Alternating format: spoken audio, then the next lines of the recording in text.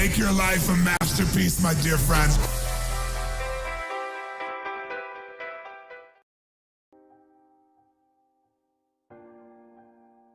There are certain patterns that cause people to be fulfilled, to be happy, to fit, to be strong, to feel alive, to be vibrant, to have passion in their life, to do well financially, but even more importantly, emotionally, psychologically, spiritually, in their health and their relationships.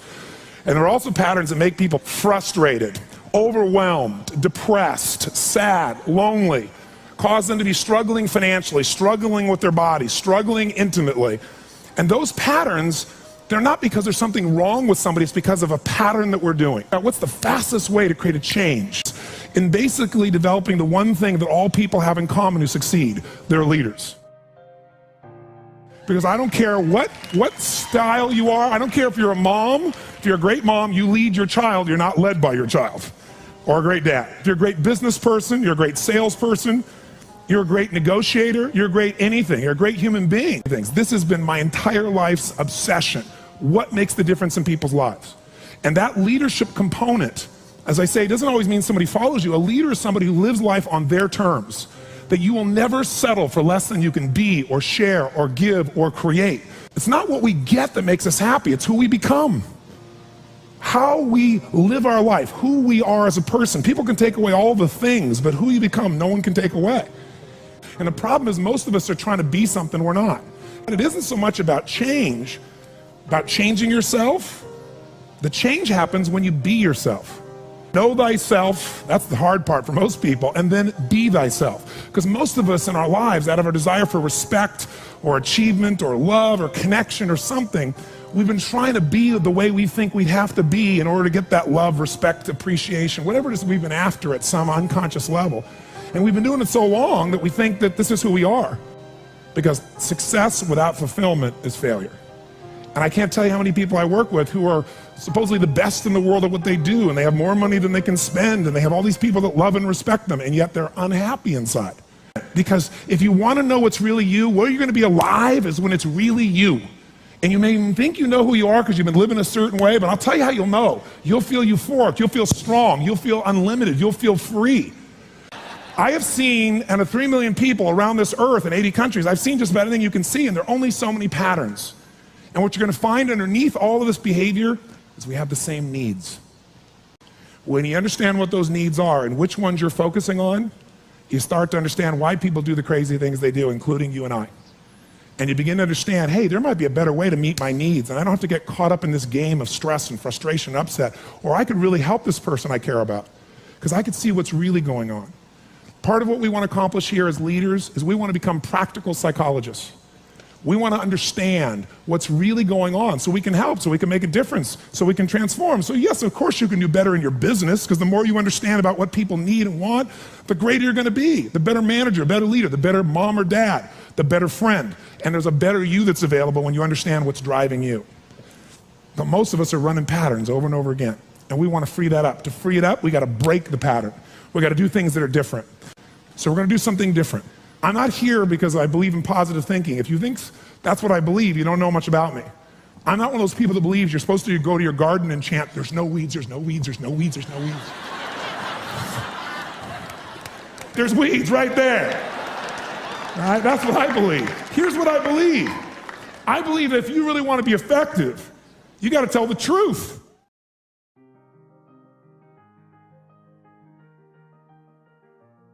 What I want you to get is that the single most important skill in life, it's the word that all leaders have. What would that word be? Influence. What changes companies is leaders. The only way to change a company is leadership. If I want to change a company that I own and I want to make a shift in that company, the number one thing I'm going to do is shifting leadership. That might be taking leaders to a different level. That might bring new leaders in. That might be new leaders of new voices with new perspectives, with new skill sets, new directions, but we need to take things to another level. Leaders solve problems and leaders maximize resources. If you're going to solve problems, you can't do it yourself or it would have already been solved. You have to get others to help you to do it. That requires influence. True? If you're going to get people to maximize resources, that requires influence. If you're going to get people to partner with you, provide you resources, capital, suppliers, anything, that requires influence. If you're going to have an impact on your kids or your community or the world, that requires influence. There is no more important skill of leadership than influence. And yet most of us think of it like selling, and as a result, we don't master influence. So I'm not here today to try and get you to become a master of influence in 45 minutes or so of my chatting with you here, because we have so many of the speakers. This is the area of life I am most focused on. Because I know that if you can't influence, you can't lead.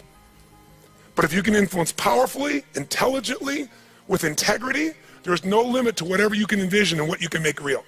And if your influence becomes not just you as the influence, but you're able to influence systems, people, company, culture. If you can turn other people into influencers, now whatever you vision about can be made into a reality.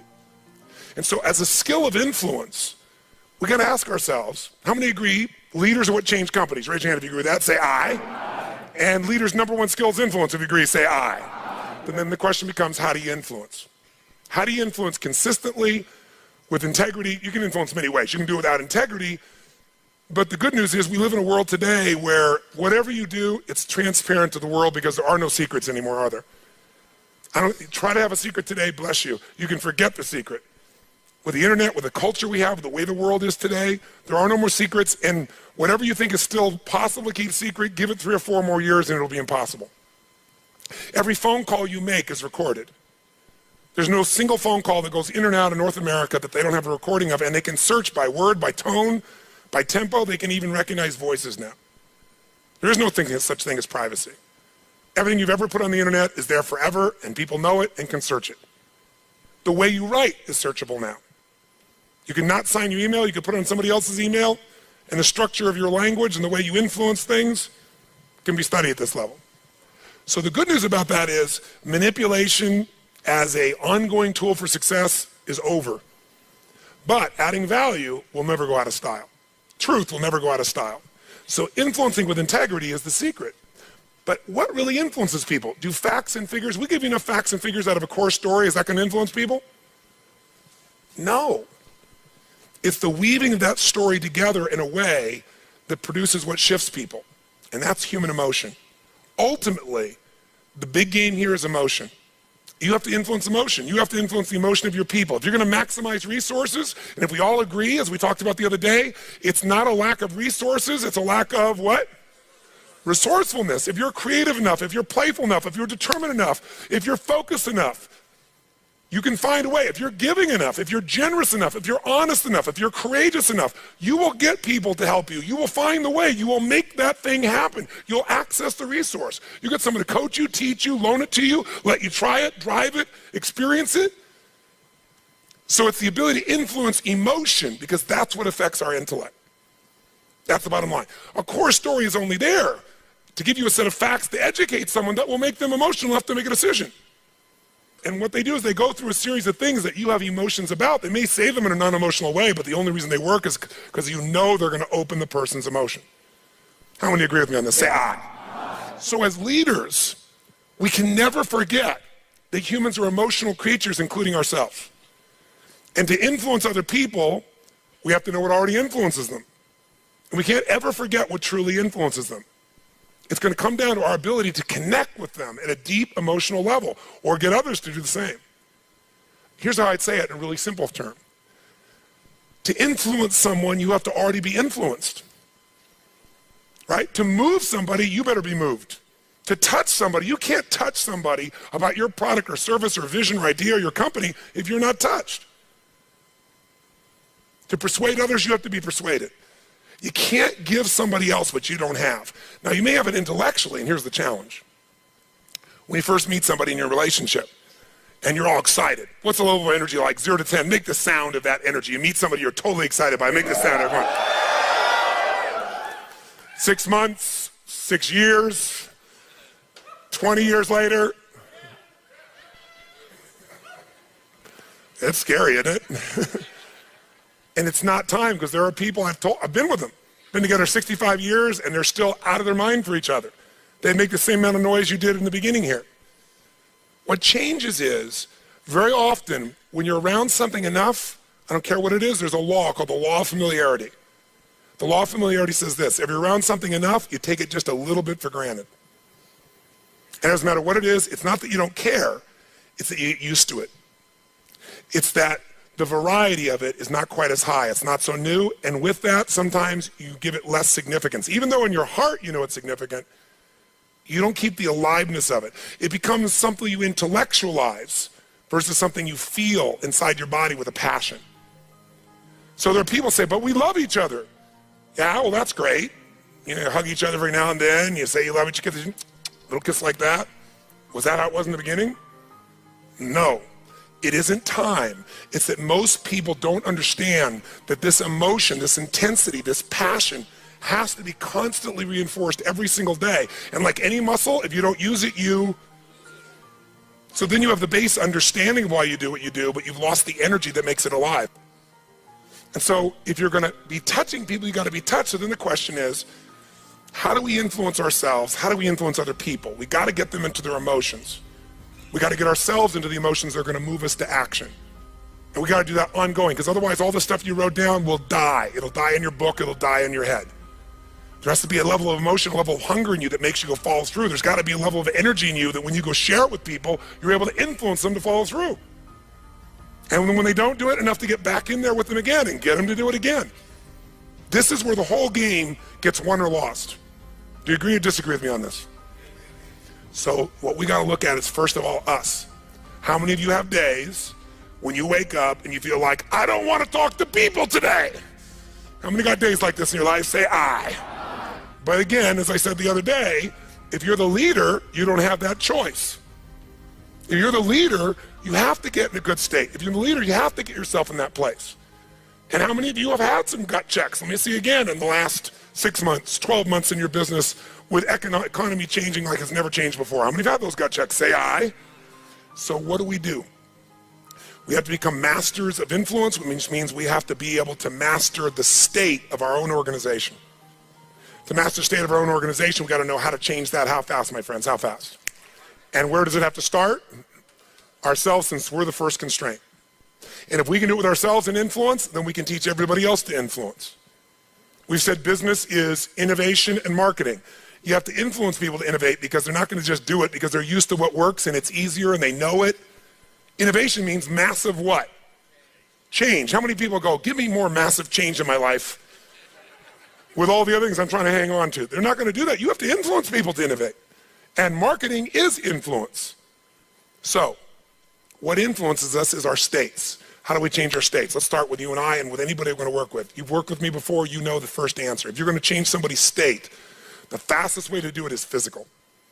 Trying to change somebody's mind is really hard. Change their body, their mind will go. If you doubt it, give somebody enough alcohol and just see how quickly you can change them. True? Give them enough alcohol, I don't care who they are, they're going to change. What are you changing? Biochemistry, physiology. Physical body and the emotion, the mind will shift. That's why people take drugs. That's why people eat. When they go eat, it's a biochemical change in their body. So, but we can do this through movement, we can do this through change. So if you want to be the leader and you're going to be affected, first thing I'd say to all of you going home, so you don't feel overwhelmed, is you need to develop an ongoing discipline because we are our rituals. And I mean a physical one. If you want to say, well, why is my life the way it is today? Look at your rituals. Whether you call them rituals or not, you have them. Most of you get up and you have a set of rituals. You go straight to email, or you go straight and work out, or you go have your breakfast, or you hit the snooze alarm at least 3 times. It's your ritual. Who knows what I'm talking about here? And if you want to know what somebody's like, you can see their rituals. You can look at anybody's body in this room, if you had them take their clothes off, and you know some of their rituals or lack thereof. Is it true? If every day you get up and your ritual is you go to Starbucks and order a smoke boca, whatever those things are that you have, right? And a big muffin and whatever it is, right? And that's what you do every day. It's not hard to figure out what you're going to be like by 10:30 in the morning. You're going to be looking for your next coffee, your next whatever, because we want to stimulate your adrenal glands like crazy, and they're going to drop predictably. And we know what your stress level is going to be like. We know when your energy is going to go and fade. It's predictable because of your rituals. If you eat a certain way, you can predict that person's going to be fat and tired. You eat a different way, you know. If a person eats and they exercise a certain way, you know what their body's going to be like. Who here works out 5 days a week, never misses? It's just your life. Let me see your hands. Look at the number of people here. That's fantastic. That's really, give everybody a hand, that's really fantastic. Who here, honestly, never works out consistently? Right? Don't clap. Now here's what's interesting. I'm not saying one is right as one is wrong, but will those two different rituals create a different body, yes or no? If we wanted to really make it clear, we'd say everybody works out 5 days a week, stand up, we can look at them, sit down, everybody doesn't work out, stand up, look at them. It'll be pretty obvious. Now, some people's metabolism is different, they can get by with different things, but you get the picture, don't you? Your relationships today are the results of your rituals. If the first thing you do every day when you come home is, hi honey, and then you go and give them a little peck on the cheek, and then you sit down and start typing your emails, or you flip on the news, it's not hard to know what your relationship's gonna be like. You guys might love each other, but it's gonna be one boring, dead relationship. It's like having a brother or sister. But if your new ritual was, and you just, in the beginning, you made it a ritual. You just made it for fun. You say, every day when I come home, the minute I'm gonna do is I'm gonna yell my husband or wife's name, or sometimes my wife's a little crazy, so I go, Lucy! I'm home, and then we both go running. Wherever she is in the house, wherever in the house, we go running full speed like lovers that haven't seen each other in 6 months. We do it, ask my assistant, all the time. Now, not every day, but it's our ritual to this process, right? It's just a crazy thing. Thank you. Thank you. I appreciate the hand, but that's not what I'm telling you to do this. I'm telling you this because I want you to create yours. Because when you do that and you're playful and crazy, and you do that on a regular basis, like you can't wait to see each other.